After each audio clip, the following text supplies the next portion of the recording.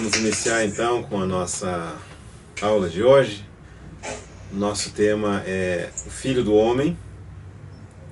Nós queremos compartilhar então sobre essa expressão empregada para referir ao nosso Senhor. Vamos abrir nossas Bíblias no Evangelho de João, capítulo 1, versículo 45. Filipe encontrou a Natanael e disse-lhe: achamos aquele de quem Moisés escreveu na lei e a quem se referiram os profetas, Jesus de Nazaré. Jesus o Nazareno, filho de José. Perguntou-lhe Natanael: de Nazaré poderá sair alguma coisa boa? Respondeu-lhe Filipe: vem e vê. Jesus viu Natanael aproximar-se e disse a seu respeito: eis um verdadeiro israelita em quem não há dolo. Perguntou-lhe Natanael: de onde me conheces? Respondeu-lhe Jesus: antes de Filipe te chamar, eu te vi, quando estavas debaixo da figueira. Então exclamou Natanael: mestre, tu és o Filho de Deus, tu és o Rei de Israel. Ao que Jesus lhe respondeu: porque te disse que te vi debaixo da figueira, crês? Pois maiores coisas do que estas verás. E acrescentou: em verdade vos digo que vereis o céu aberto e os anjos de Deus subindo e descendo sobre o Filho do Homem. Gostaria de repetir o versículo 49. Então exclamou Natanael: mestre, tu és o Filho de Deus, tu és o Rei de Israel. E o versículo 51. Em verdade vos digo que vereis o céu aberto e os anjos de Deus descendo e subindo sobre o Filho do Homem. Vamos orar antes de prosseguir? Graças te damos, Senhor, pelo sangue derramado na cruz do Calvário, pelo perdão dos nossos pecados, pela vida eterna que nós já possuímos em Cristo Jesus. Graças te damos porque um dia os nossos olhos foram abertos e hoje nós vemos a Deus na face do nosso amado Senhor Jesus Cristo. Muito obrigado. Agora, na sequência desse estudo, Senhor, pedimos que o Senhor nos envie a sua palavra, que é Espírito e é vida. Seja essa palavra Espírito e vida em nós. É a oração que nós fazemos, desde já agradecidos, no nome do Senhor Jesus. Amém. Hoje, se nós mencionamos a palavra cristão em algum lugar desse mundo, é uma palavra conhecida. A primeira vez que alguém foi chamado cristão foi uma referência àqueles que criam no Senhor Jesus na cidade de Antioquia. E o significado dessa palavra é pequenos cristos, ou seguidores de Cristo. O que significa isso? Uma referência, inicialmente talvez não muito positiva, que as pessoas faziam àqueles que criam em Jesus Cristo. O que é crer em Jesus? É ter a vida de Deus em nós e deixar que essa vida se manifeste através de nós. É expressar o Senhor Jesus através do nosso proceder. E como que nós sabemos como que essa vida se expressa? Como que o Senhor Jesus se deixa manifestar? Nós precisamos voltar para as Escrituras e ver como que essa vida se manifestou quando essa vida estava aqui na terra, na pessoa do nosso Senhor Jesus. E, na verdade, é isso que nós queremos aprender quando estamos seguindo essa sequência de assuntos relacionados com a vida do nosso Senhor Jesus. Nós queremos ver como que a vida se manifestou.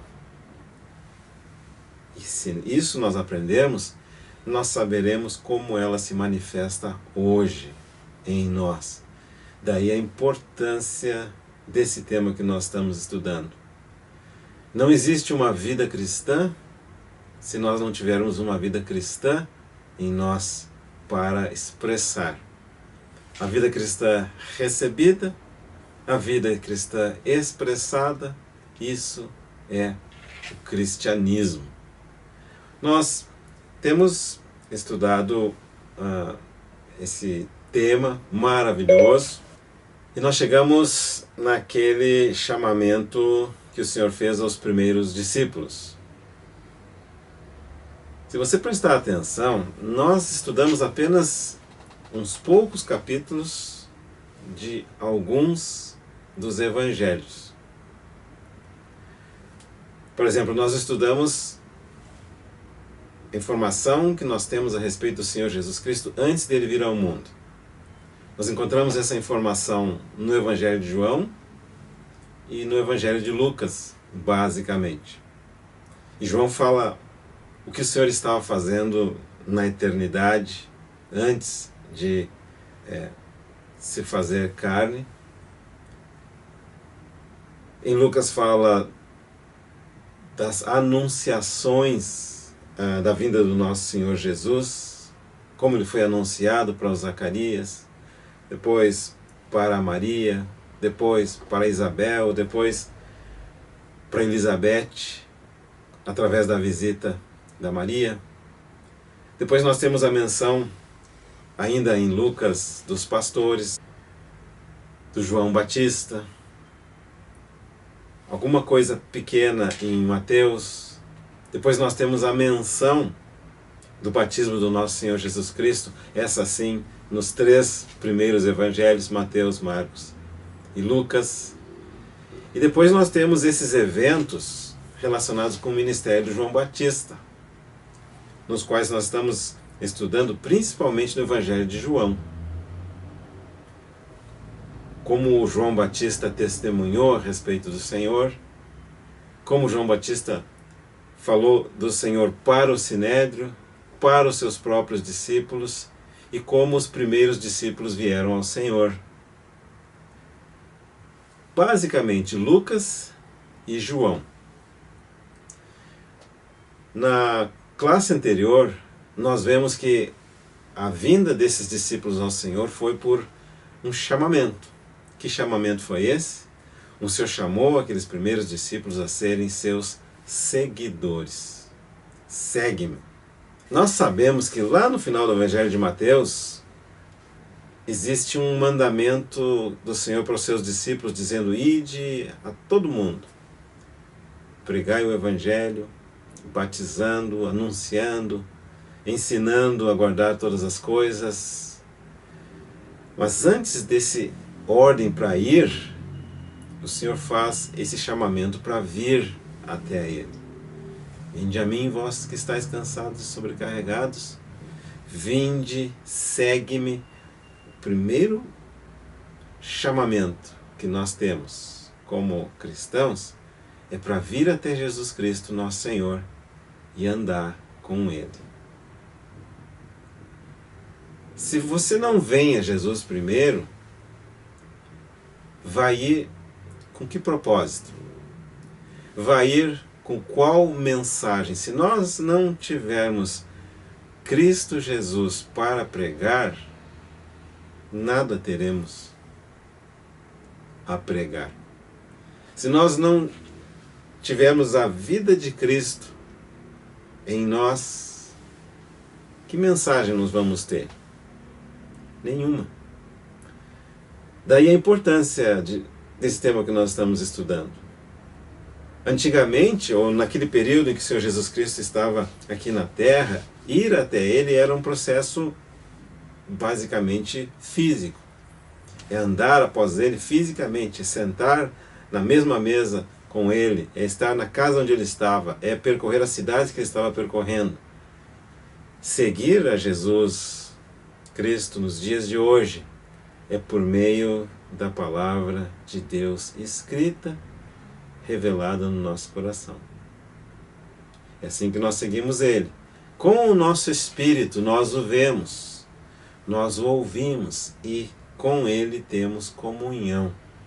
Achegamo-nos a Ele por meio da palavra, por meio da oração, e andamos com Ele como nosso amigo. como nosso Deus, como nosso Senhor, e usando as expressões dos dias de hoje, como nosso professor. É Ele quem tem que nos ensinar como andar aqui na Terra. É Ele quem tem que nos ensinar como tratar com as situações, com as crises que aparecem na nossa vida. Isso é cristianismo, andar com Jesus por meio da palavra escrita. Houve uma época, e isso baseado no título de um livro, em que as pessoas tentaram praticar o título desse livro. Era um livro intitulado assim, Em seus passos, o que faria Jesus? A ideia por trás desse título é a seguinte: você está enfrentando uma determinada situação, você imagina como que o Senhor Jesus reagiria naquela situação e você toma essa atitude. Suponha que você tem um inimigo, está perseguindo você no trabalho, não tem jeito dessa pessoa sair do seu pé. Aí você imagina o que o Senhor ia fazer naquela situação. Aí você imagina assim, o Senhor ia orar por ele, então você ora por ele. Ou o Senhor o confrontaria, então você o confronta. Mas qual que é o problema dessa teoria, vamos dizer assim?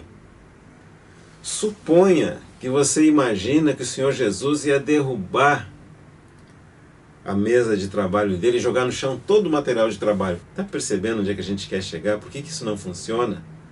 Porque cada um de nós poderia imaginar algo diferente que o Senhor Jesus Cristo faria naquela situação. Isso não é uma base para nós agirmos.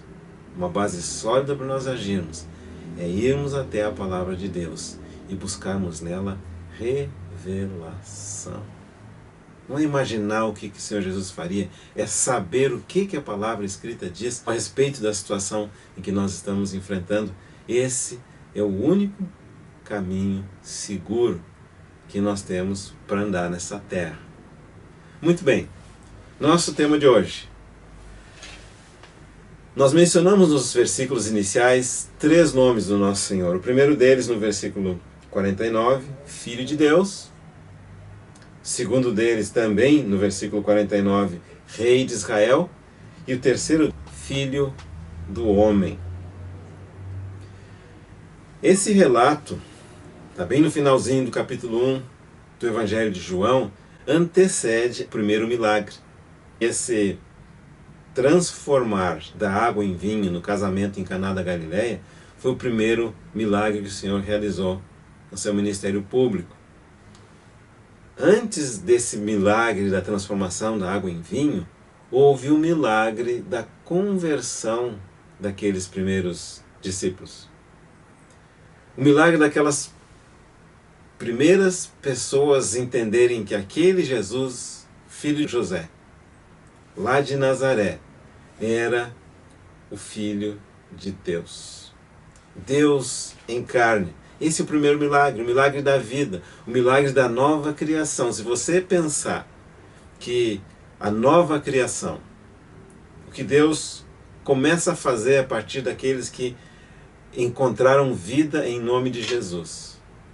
A igreja, o reino de Deus que vai ser estabelecido, tudo começou a partir daquele pequeno grupo de homens que creram que Jesus era o Filho de Deus. Não só isso, porque também efetivamente, no caso do Natanael, que é o personagem que disse essas palavras aqui, houve um milagre. Lembra que nós mencionamos? Natanael estava fora do alcance da visão de qualquer pessoa humana, e o Senhor Jesus Cristo viu ele debaixo da figueira. Como que o Senhor Jesus Cristo viu ele debaixo da figueira? Um milagre, porque o Senhor Jesus Cristo é o Filho de Deus. Só Deus vê aquilo que ocorre em secreto. Nós e Deus. Teu Pai que está em secreto, que te vê em secreto. O Senhor Jesus Cristo viu o Natanael, e esse foi o primeiro milagre. E nesse primeiro milagre, o Senhor Jesus Cristo não somente conheceu Natanael, como também entendeu o que o Natanael estava pensando. Esse primeiro milagre prova, então, que Jesus Cristo é, de fato, Deus. Porque de acordo com o Salmo 139, Deus é aquele que nos sonda e nos conhece, que sabe o nosso pensamento, que conhece a nossa palavra antes mesmo dela chegar aos nossos lábios. O Senhor Jesus Cristo é Deus. E esse milagre dele revelar-se a Natanael por meio dessa percepção que não é humana, mas é divina, então é um milagre que antecedeu ao milagre da transformação da água em vinho. Muito bem, nós tínhamos também mencionado que nesses 51 versículos de João, aproximadamente 16 denominações diferentes para a pessoa de Cristo. João, o autor desse evangelho, estava tão absorvido com o Senhor Jesus Cristo. É João quem vai nos dizer que no princípio era o verbo ou a palavra. O Senhor Jesus é a palavra. É João que vai nos dizer que nele estava a vida. O Senhor Jesus Cristo é a vida. É nessas primeiros 51 versículos que ele fala que Jesus é o nome dele. Depois diz que o nome dele é Jesus Cristo. Depois chama ele de o Filho unigênito de Deus, o Filho de Deus, o Cordeiro de Deus, Jesus, Rabi, Mestre, Messias, aquele de quem Moisés e os profetas escreveram, Filho de José, e as últimas 3 menções, Filho de Deus, Rei de Israel e Filho do homem. Essas duas expressões, Filho de Deus e Rei de Israel, partiram dos lábios de Filipe. Mas essa última expressão, Filho do homem, partiu do nosso próprio Senhor Jesus, que queria alargar a visão do Natanael. Então hoje nós queremos, num primeiro momento, compartilhar com os irmãos e com as irmãs a respeito da expressão Filho de Deus e Rei de Israel. Num segundo momento, Filho do homem. Depois nós queremos ver como tudo isso se reúne na pessoa do nosso Senhor Jesus e nos dá uma lição espiritual maravilhosa a respeito do nosso amado Senhor. Vamos ver então o Filho de Deus. Filho de Deus, Salmo 2, Salmo 139. Somente Deus conhece os segredos do coração humano, somente Deus sabe o que nós estamos orando e meditando quando estamos em comunhão com Ele. O Salmo 2 vai falar que o Senhor Jesus Cristo, aquele rei que haveria de vir, era o Filho de Deus. E o Rei de Israel, nesse mesmo Salmo 2 que fala que o Senhor Jesus, o Messias, o ungido, seria Filho de Deus, fala também que ele seria rei. Agora tem um aspecto aqui que em muitos casos tem sido negligenciado na igreja. Qual é? Nós sabemos que ele é o Filho de Deus, mas será que nós sabemos que ele é rei de Israel? Nós não encontraremos em lugar algum das Escrituras falando que o Senhor Jesus Cristo é rei da igreja. É fato que Ele é nosso Senhor, Ele é soberano no nosso coração, nós o amamos como Senhor exaltado, mas a relação Rei de Israel é uma referência ao Senhor Jesus Cristo ser o Rei prometido à nação de Israel.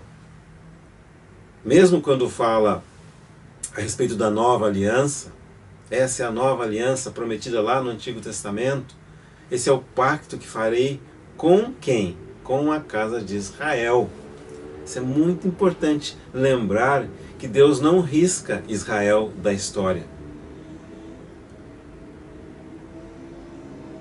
Às vezes somos tão espirituais pensando, o Senhor Deus agora colocou de lado a nação de Israel e agora a igreja verdadeira Israel, a partir de agora, todas as promessas de Deus vão se realizar na igreja.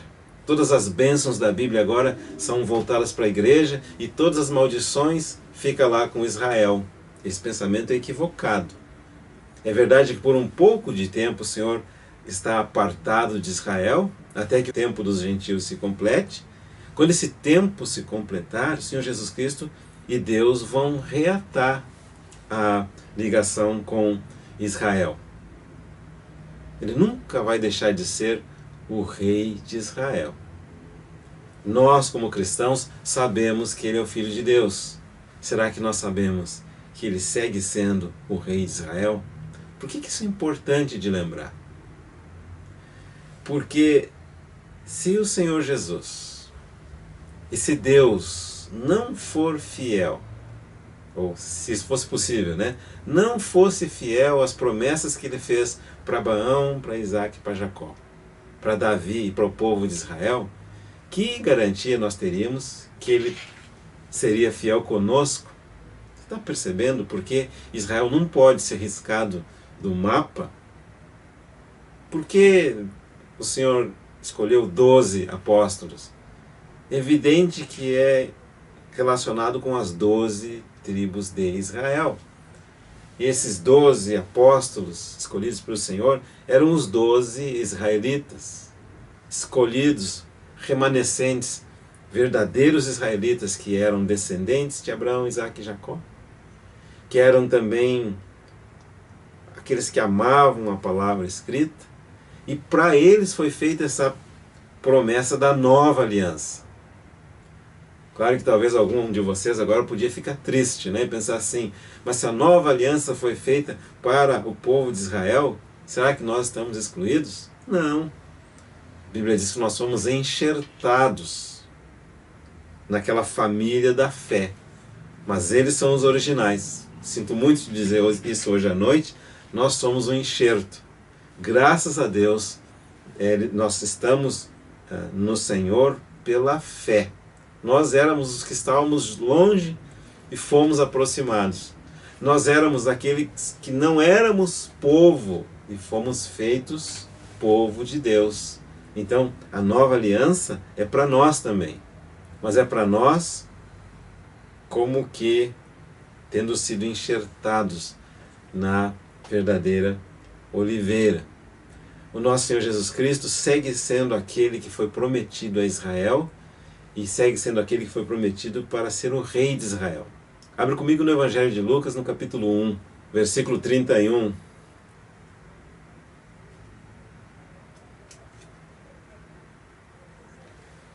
Eis que conceberás, darás à luz a um filho, a quem chamarás pelo nome de Jesus. Versículo 32. Este será grande e será chamado Filho do Altíssimo. Filho de Deus. Deus, o Senhor, lhe dará o trono de Davi, seu pai. E reinará para sempre sobre a casa de Jacó. E o seu reinado não terá fim. Será que essas palavras que estão escritas na nossa Bíblia já se cumpriram? Já ocorreu um período em que o Senhor Jesus era, de fato, rei de Israel? Não. Ainda não. E será que essa palavra vai se cumprir? Sem dúvida. Porque não passará, ou passará os céus e a terra, mas a palavra de Deus não passará sem que se cumpra, literalmente, palavra por palavra, ponto por ponto, vírgula por vírgula. Então, o nosso Senhor Jesus nunca deixou de ser aquele que viria a ser o rei de Israel. Claro que o momento ainda não vem. Nós temos um relato no Evangelho de João, no capítulo 6, em que aquelas pessoas que comeram o pão multiplicado pelo Senhor queriam fazê-lo rei. O Senhor escapou daquele momento. Nós temos também um relato em Mateus, no capítulo 21, quando o Senhor Jesus Cristo entra em Jerusalém, montado naquele jumentinho, e o povo gritava, Hosana, Hosana, aquele que vem em nome do Senhor, ao filho de Davi. E as autoridades religiosas rejeitaram o Senhor. Então essa profecia Essa palavra de Lucas capítulo 1, versículos 32 e 33 ainda não se cumpriu. Ele virá a ser o rei de Israel. Tem uma profecia bem grande, Ezequiel no capítulo 37, que fala exatamente a respeito desse evento profético que é a restauração da nação de Israel. Quando terminar esse assim chamado tempos dos gentios, olha o que a palavra da profecia vai dizer, Ezequiel 37:1. Veio sobre mim a mão do Senhor, ele me levou pelo Espírito do Senhor e me deixou no meio de um vale que estava cheio de ossos. Me fez andar ao redor deles, eram muito numerosos na superfície do vale e estavam sequíssimos. Então me perguntou, filho do homem, acaso poderão reviver esses ossos? Respondi, Senhor Deus, tu o sabes. Disse-me ele, profetiza a estes ossos e diz-lhes, ossos secos, ouvi a palavra do Senhor. Assim diz o Senhor, Deus a esses ossos, eis que farei entrar o Espírito em vós e vivereis. Porei tendões sobre vós, farei crescer carne sobre vós estenderei a pele e porei em vós o Espírito e vivereis, e sabereis que eu sou o Senhor. Então profetizei, segundo me for ordenado. Enquanto eu profetizava, houve um ruído, um barulho de ossos que batiam contra ossos e se ajuntavam, cada osso ao seu osso. Olhei, e eis que havia tendões sobre eles, e cresceram as carnes, e se estendeu a pele sobre eles, mas não havia neles o Espírito. Então ele me disse, profetiza ao Filho do Homem, e diz-lhe, assim diz o Senhor Deus, vem dos quatro ventos, ó Espírito, e assopra sobre estes mortos, para que vivam. Profetizei, como ele me ordenara, e o Espírito entrou neles, e viveram. E se puseram em pé um exército sobremodo numeroso. Então me disse, filho do homem, estes ossos são toda a casa de Israel. Está vendo ali? Eis que dizem, os ossos se secaram, e pereceu toda a nossa esperança, estamos de todo exterminados. Portanto profetiza e disse-lhes, assim diz o Senhor, Deus, eis que eu abrirei a vossa sepultura, e vos farei sair dela, ó povo meu, e vos trarei a terra de Israel. Sabereis que eu sou o Senhor, quando eu abrir a vossa sepultura, e vos fizer sair dela, ó povo meu, porei em vós o meu espírito, e vivereis, e vos estabelecerei na vossa própria terra. Então sabereis que eu, o Senhor, disse isto e o fiz, diz o Senhor. Graças a Deus, nós vivemos numa época que nós podemos ver com os nossos próprios olhos essa profecia parcialmente cumprida. Ela se cumpriu literalmente, uma parte dela, no ano de 1947, quando a nação de Israel foi reestabelecida depois de estar praticamente sepultada. Eram ossos secos espalhados nas sepulturas de todas as partes desse planeta. Se você tivesse a oportunidade de ler, como eu tive, algumas profecias de estudantes da profecia de não muito tempo atrás, por volta de 1700, por volta de 1800 aproximadamente, ninguém, ou muito poucos estudantes da profecia, acreditavam que essa profecia iria se cumprir. Tamanha a dificuldade de que essas palavras se tornassem verdade. Assim como existe uma profecia que fala que haverá um templo lá no monte do templo da cidade de Jerusalém. Qualquer estudante de ciência política sabe que hoje, com a situação política de hoje, se alguém tentar erigir um templo lá no monte do templo, é seguramente o início da Terceira Guerra Mundial. Isso não é um exagero. Leia os seus jornais, leia qualquer livro de ciência política. Assim era antes deles voltarem para lá. Era uma situação impossível. Atualmente não existe uma solução a nível humano que permita entender como seria possível, sem a Terceira Guerra Mundial, edificar um templo sobre o Monte do Templo. Antigamente, essa profecia aqui tinha o mesmo grau de dificuldade. A terra de Israel abandonada, a terra de Israel 60% um pântano, infestada de malária, infestada de mosquito, infestada de estrangeiros na parte que era habitável. Os judeus não tinham a língua deles falada naquela terra por um espaço de quase 2000 anos. Como que aquilo iria se cumprir? De maneira simples, por meio da palavra de Deus. Vamos prosseguir a leitura. Versículo 15. Veio a mim a palavra do Senhor dizendo: Tu, pois, ó filho do homem, toma um pedaço de madeira e escreve nele: para Judá e para os filhos de Israel, seus companheiros. Depois toma outro pedaço de madeira e escreve nele: para José, pedaço de madeira de Efraim, e para toda a casa de Israel, seus companheiros. Ajunta-os um ao outro, faze deles um só pedaço, para que se tornem apenas um na tua mão.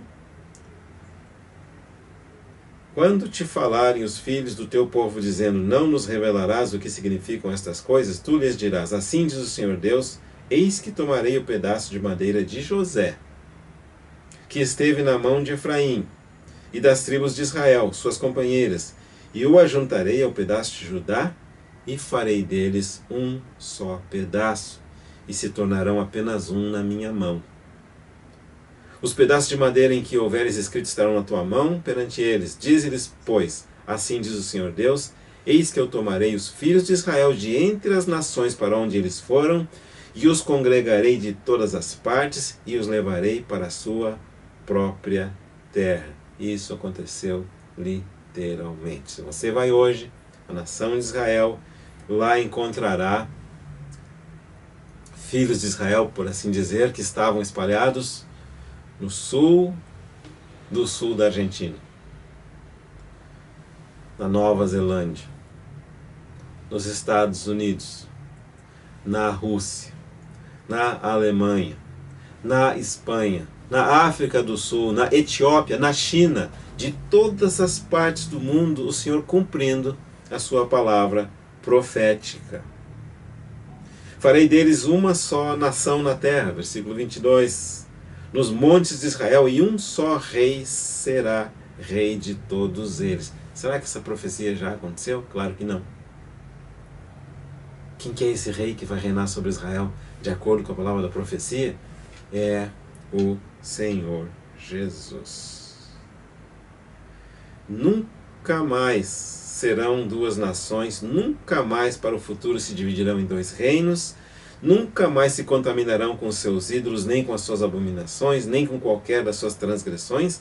Livrá-los-ei de todas as suas apostasias em que pecaram, e os purificarei. Assim eles serão o meu povo, e eu serei o seu Deus. O meu servo Davi reinará sobre eles. Todos eles terão um só pastor, andarão nos meus juízos, guardarão os meus estatutos e os observarão. Agora vê aqui comigo. Quem que é essa referência ao meu servo Davi? É óbvio que não pode ser ao Davi, literal, o pai do Salomão, o filho do Jessé, que já morreu. É óbvio que é uma referência a quem? Ao Senhor Jesus, que é o verdadeiro filho de Davi, o verdadeiro rei, o verdadeiro Davi, de acordo com lá Mateus capítulo 1, genealogia de Jesus Cristo, filho de Abraão, filho de Davi. É uma referência ao Senhor Jesus. Então ele vai um dia reinar. Então ele é o rei de Israel. Versículo 25, habitarão na terra que dei a meu servo Jacó, na qual vossos pais habitaram, habitarão nela, eles e seus filhos, e os filhos dos seus filhos para sempre, e Davi, meu servo, será seu príncipe eternamente. Farei com eles aliança de paz, será aliança perpétua, estabelecê-los-ei e os multiplicarei, e porei meu santuário no meio deles para sempre. O meu tabernáculo estará com eles, eu serei o seu Deus, e eles serão o meu povo. As nações saberão que eu sou o Senhor, que santifico a Israel, quando o meu santuário estiver para sempre no meio deles. Agora eu te pergunto, como você imagina cortar Israel? Está percebendo? E dizer que agora o Senhor é só o Senhor da igreja. É impossível. Assim como o povo de Israel errou em não saber que haveria uma igreja, muitas vezes a igreja hoje erra em não saber que Deus não descartou Israel. E claro que em parte o erro deles foi baseado no desconhecimento das Escrituras, por um lado. Por outro lado, foi baseado no fato de que a igreja era um mistério não revelado no Antigo Testamento. Quando o Senhor Jesus Cristo veio, então, aí esse mistério se tornou um mistério revelado. Mas antes disso, era um mistério, ninguém sabia. Mas agora nós que temos o Antigo e o Novo Testamento, nós não podemos descartar esse fato que Jesus Cristo é o Filho de Deus, é verdade. Ele é o meu Salvador, graças a Deus por isso. Ele é o teu Salvador, Ele é o nosso Salvador, Ele é o nosso Senhor, nosso amado Senhor. Mas Ele não deixa de ser o Rei de Israel. Quando nós vamos para o final do relato dos Evangelhos, nós vamos encontrar basicamente dois motivos pelos quais o Senhor Jesus Cristo foi odiado, rejeitado e crucificado. O primeiro deles é porque ele disse que ele era o Filho de Deus. Abre comigo no Evangelho de Marcos, capítulo 14, versículo 53. Marcos 14, 53 diz o seguinte: E levaram Jesus ao sumo sacerdote, e reuniram-se todos os principais sacerdotes, os anciãos e os escribas. Pedro seguiu de longe até o interior do pátio do sumo sacerdote e estava assentado entre os serventuários, esquentando-se ao fogo. E os principais sacerdotes e todo o sinédrio procuravam algum testemunho contra Jesus para o condenar à morte e não o achavam. Pois muitos testemunhavam falsamente contra Jesus, mas os depoimentos não eram coerentes. E levantando-se alguns, testificaram falsamente, dizendo: Nós o ouvimos declarar: Eu destruirei esse santuário edificado por mãos humanas, e em 3 dias construirei outro, não por mãos humanas. Nem assim o testemunho deles era coerente. Seguimos a leitura. Levantando-se o sumo sacerdote, no meio, perguntou a Jesus: Nada me respondes ao que estes depõem contra ti? Ele, porém, guardou silêncio e nada respondeu. Tornou a interrogá-lo o sumo sacerdote e lhe disse: És tu, Cristo, o Filho do Deus bendito? Jesus respondeu: Eu sou. E vereis o Filho do Homem assentado à direita do Todo-Poderoso e vindo com as nuvens do céu. Então o sumo sacerdote rasgou as suas vestes e disse: Que mais necessidade temos de testemunhos? Ouvistes a blasfêmia que vos parece? E todos o julgaram réu de morte. Qual que foi a blasfêmia? O fato dele admitir que ele era o Filho de Deus. Vamos ver agora a outra razão pela qual ele foi levado à cruz do Calvário. Abre comigo no Evangelho de João, capítulo 18. João 18, 33. Tornou, pois, Pilatos a entrar no pretório. Chamou Jesus e perguntou-lhe: És tu o rei dos judeus? Respondeu Jesus: Vem de ti mesmo essa pergunta, ou te disseram outros a meu respeito? Replicou Pilatos: Porventura sou judeu? A tua própria gente, os principais sacerdotes que te entregaram a mim, que fizeste? Respondeu Jesus: O meu reino não é desse mundo. Se o meu reino fosse desse mundo, os meus ministros se empenhariam por mim, para que não fosse eu entregue aos judeus. Mas agora, o meu reino não é daqui. Então lhe disse Pilatos: Logo, tu és rei? Respondeu Jesus: Tu dizes que sou rei? Eu para isso nasci, e para isso vim ao mundo, a fim de dar testemunho da verdade. Todo aquele que é da verdade ouve a minha voz. Perguntou-lhe Pilatos: que é a verdade? Tendo dito isto, voltou aos judeus e lhes disse: eu não acho nele crime algum. É costume entre vós que eu vos solte alguém por ocasião da Páscoa. Quereis, pois, que eu vos solte quem? O rei dos judeus? Então todos gritaram novamente: não este, mas Barrabás. Ora, Barrabás era um salteador. Então, capítulo 19. Por isso Pilatos tomou a Jesus e mandou açoitá-lo. Os soldados, tendo tecido uma coroa de espinhos, puseram-lhe na cabeça e vestiram-no com um manto de púrpura. Chegavam-se a ele e diziam: salve, o quê? Rei dos judeus, e davam-lhe bofetadas. E outra vez saiu Pilatos e lhes disse: eis que eu vou-lo apresento, para que saibais que não acho nele crime algum. Saiu, pois, Jesus trazendo a coroa de espinhos e o manto de púrpura. Disse-lhes Pilatos: eis o homem. Ao verem-no, os principais sacerdotes e os guardas gritaram: crucifica-o, crucifica-o. Disse-lhes Pilatos: tomai-o vós outros e crucificai-o, porque eu não acho nele crime algum. Responderam-lhe os judeus: temos uma lei, e de acordo com a lei ele deve morrer, porque a si mesmo se fez filho de Deus. Pilatos, ouvindo tal declaração, ainda ficou mais atemorizado, e tornando a entrar no pretório, perguntou a Jesus: de onde és tu? Mas Jesus não lhe deu resposta. Então Pilatos o advertiu: não me respondes? Não sabes que tenho autoridade para te soltar e autoridade para te crucificar? Respondeu Jesus: nenhuma autoridade teria sobre mim se de cima não te fosse dada. Por isso quem me entregou a ti tem maior pecado. A partir desse momento Pilatos procurava soltá-lo. Mas os judeus clamavam: se soltas a este, não és amigo de César. Todo aquele que se faz rei é contra César. Ouvindo Pilatos estas palavras, trouxe Jesus para fora e sentou-se no tribunal, no lugar chamado Pavimento, no hebraico Gabatá. Era para a serve pascal cerca da hora sexta, e disse aos judeus: eis aqui o quê? O vosso rei. Eles, porém, clamavam: fora, fora, crucifica-o. Disse-lhe Pilatos: hei de crucificar o vosso rei? Responderam os principais sacerdotes: nós não temos rei senão a César. Então Pilatos o entregou para ser crucificado. Tomaram eles, pois, a Jesus, e ele próprio, carregando a sua cruz, saiu para o lugar chamado Calvário, Gólgota em hebraico, onde o crucificaram, e com ele outros dois, um de cada lado e Jesus no meio. Pilatos escreveu também um título e o colocou no cimo da cruz.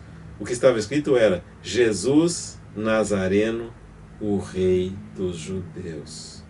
Muitos judeus leram esse título porque o lugar em que Jesus fora crucificado era perto da cidade. Estava escrito em hebraico, latim e grego. Os principais sacerdotes diziam a Pilatos: não escrevas Rei dos Judeus, e sim que ele disse: sou Rei dos Judeus. Pilatos respondeu: o que escrevi, escrevi. Com essas duas porções que nós lemos, Marcos capítulo 14, do versículo 53 ao 65, João capítulo 18, do versículo 33 ao 19 e 22, nós vemos os dois principais motivos pelos quais o Senhor foi colocado na cruz. Um deles, pelo fato dele ser o Filho de Deus. O outro deles, por ele ser efetivamente o Rei de Israel. Agora, quando Natanael falou essas duas expressões verdadeiras em relação ao nosso Senhor, Filho de Deus, Rei de Israel, o Senhor Jesus Cristo, que é aquele que é o nosso mestre, não poderia deixar de complementar a informação que o Natanael possuía. Ele é de fato o Filho de Deus, ele é de fato o Rei de Israel, mas o Senhor vai dizer assim: está faltando algo. Volta para o Evangelho de João, capítulo 1, e leia comigo o versículo 51. E acrescentou: em verdade vos digo que vereis o céu aberto e os anjos de Deus subindo e descendo sobre o Filho do Homem. Você pode ver que em toda essa sequência de nomes, são 16 nomes no capítulo 1 de João. praticamente um nome do nosso Senhor Jesus Cristo diferente a cada 3 versículos, a cada 3 frases, uma delas fala de um nome do Senhor. Ela começa com esse primeiro fato dizendo: no princípio era a palavra, Jesus Cristo é a palavra, e a palavra era Deus, e termina com esse fato que ele é também o Filho do homem. O que significa filho do homem? Homem. Está vendo os dois lados do espectro? Deus e homem. Céu e terra. Divino, humano.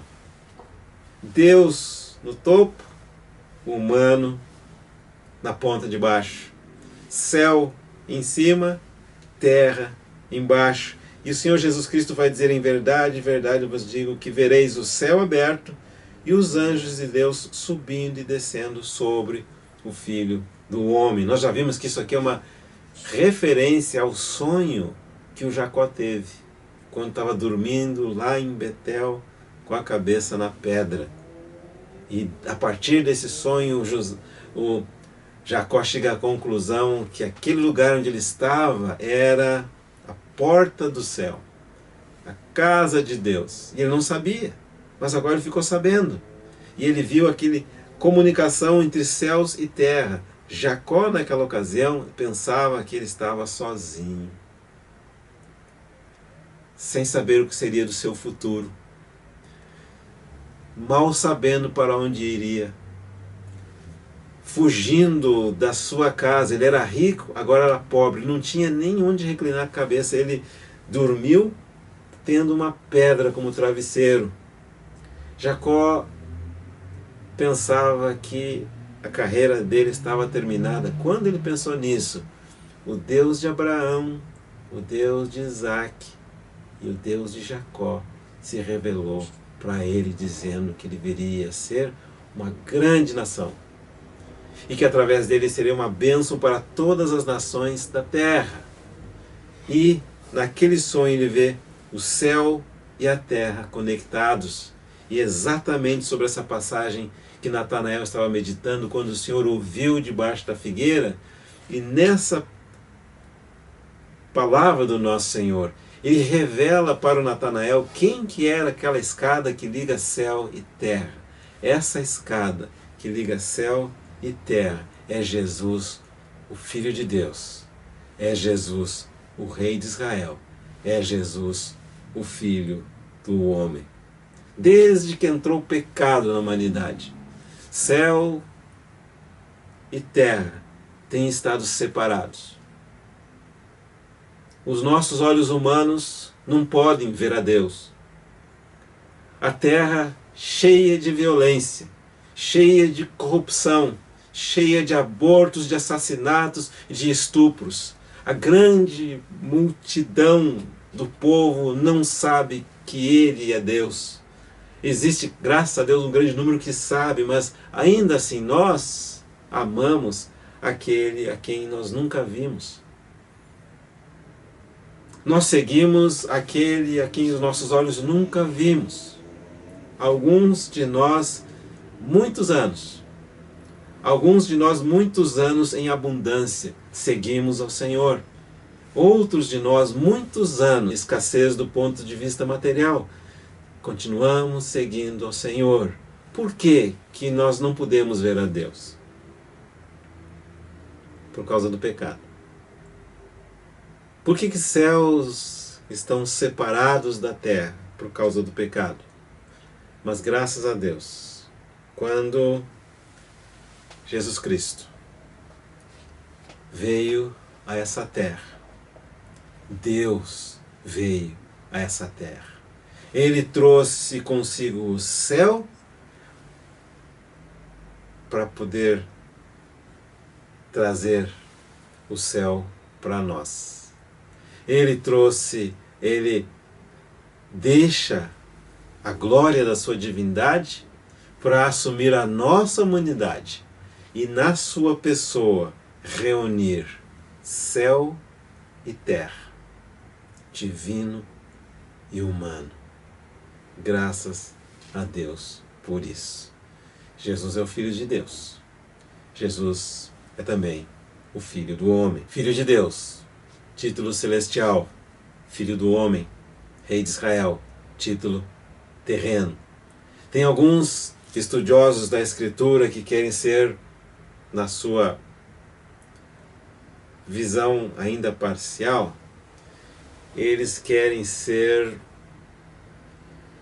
mais justos e mais sábios do que Deus. Eles vão dizer, não, Jesus Cristo não pode ser homem, ele é somente Deus. Parece, num primeiro momento, uma posição muito santa, muito reverente. Mas se ele fosse somente Deus, como poderiam ser pagos os pecados da humanidade? Deus não morre.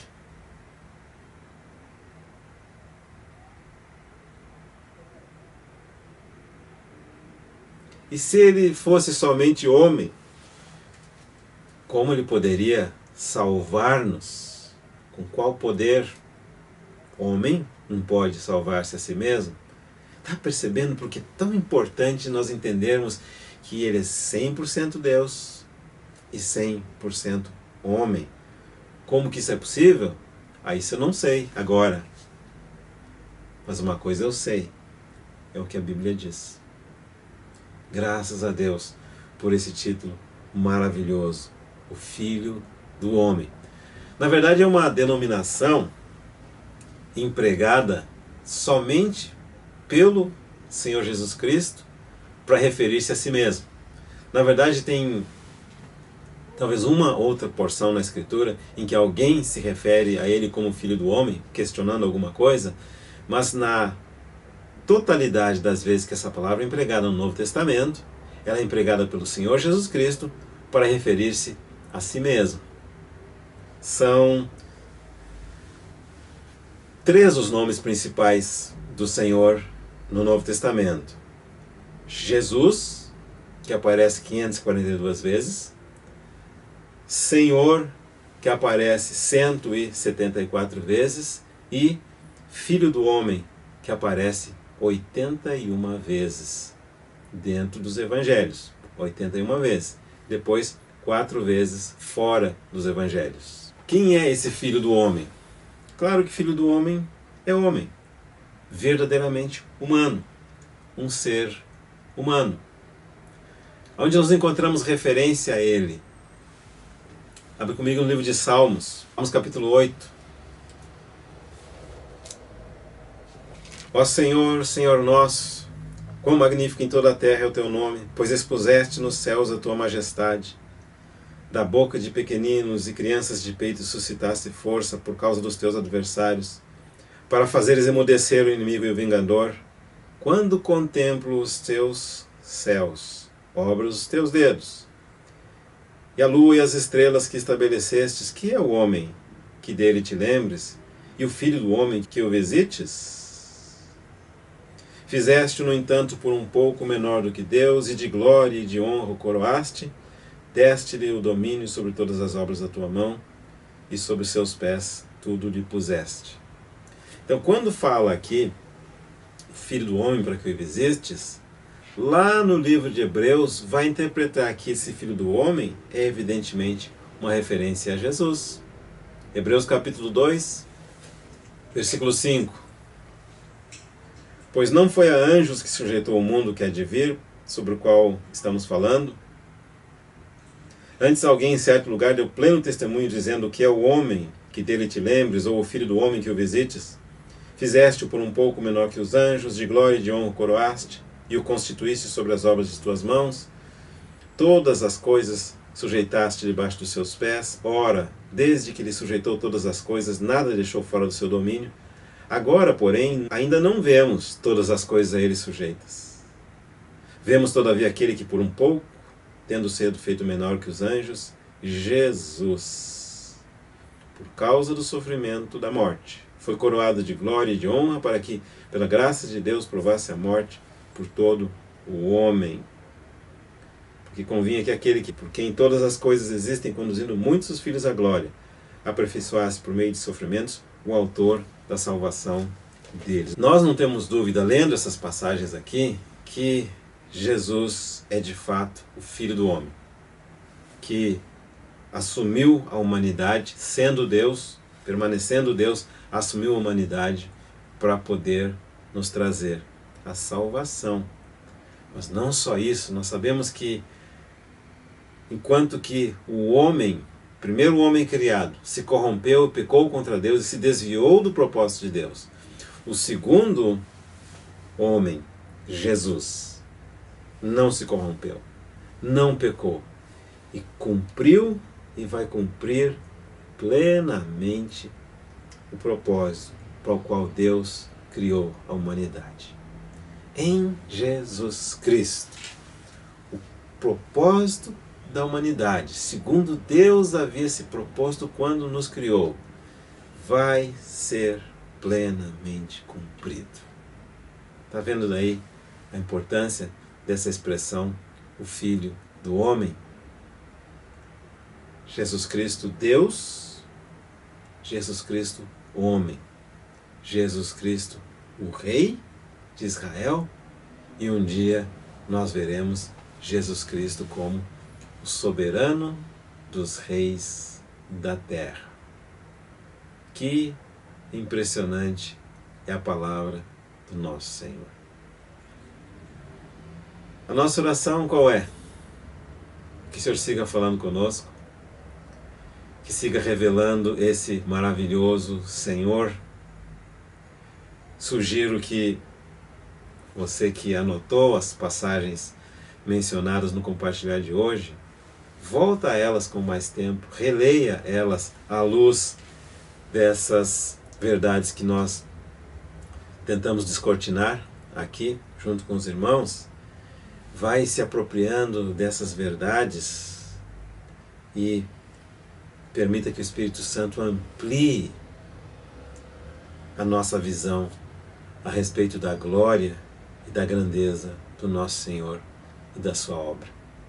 E à medida que nós vamos conhecendo-o mais e melhor, é impossível que não o amemos mais e com melhor qualidade. E na verdade esse é o nosso propósito. Existe um chamamento mais sublime do que andar com Deus por meio de Cristo Jesus? Existe atividade mais sublime do que devotar-nos nós mesmos a Ele? Servirmos, conhecermos, amarmos a Jesus, o Filho de Deus? Existe uma ocupação mais satisfatória, mais agradável? Certamente que não. Graças a Deus por isso. Vamos concluir com uma palavra de oração.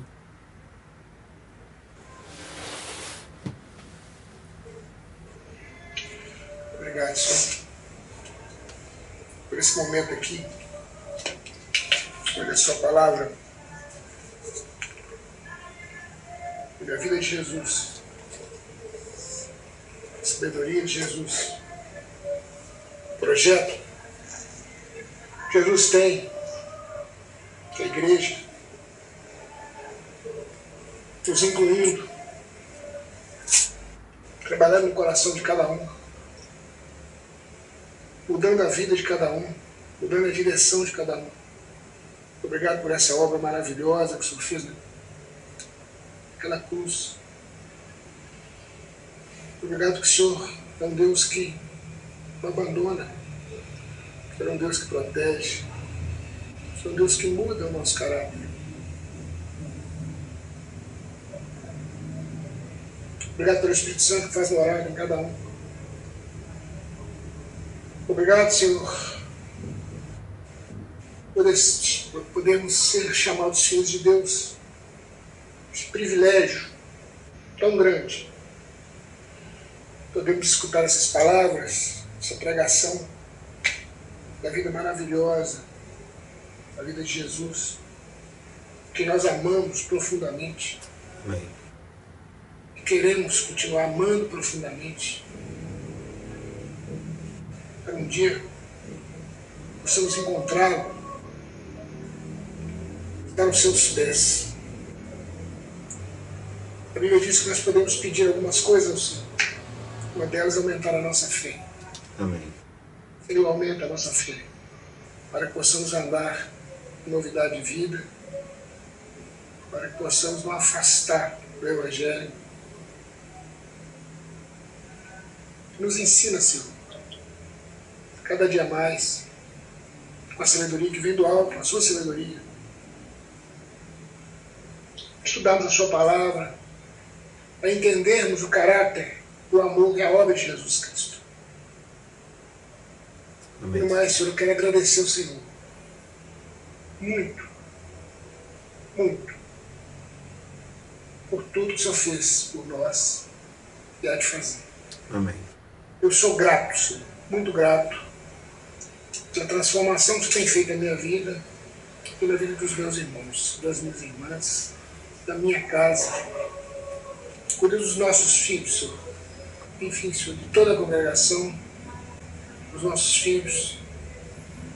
Sei que o Senhor não descansa, o Senhor não dorme, o Senhor está sempre nos protegendo, nos livrando do mal. Amém.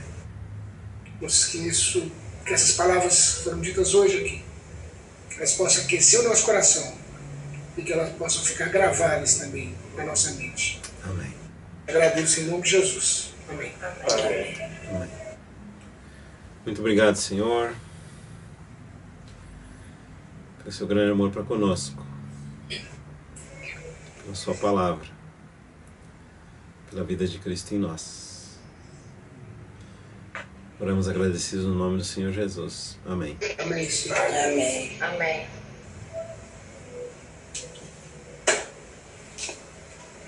Falar de Jesus é bom demais, né, já?